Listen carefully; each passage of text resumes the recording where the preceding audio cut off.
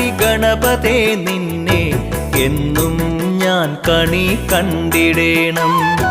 കരുണാനിധേ നിന്റെ കമനീയ രൂപം എന്നക ശ്രീലകം വാണിടേണം. പ്രണവസ്വരൂപമാം പൊൻവിഗ്രഹം ഉള്ളിലെപ്പോഴും പീയൂഷം പെയ്തിടേണം. കണ്ണിനു കർപ്പൂരമായിടേണം.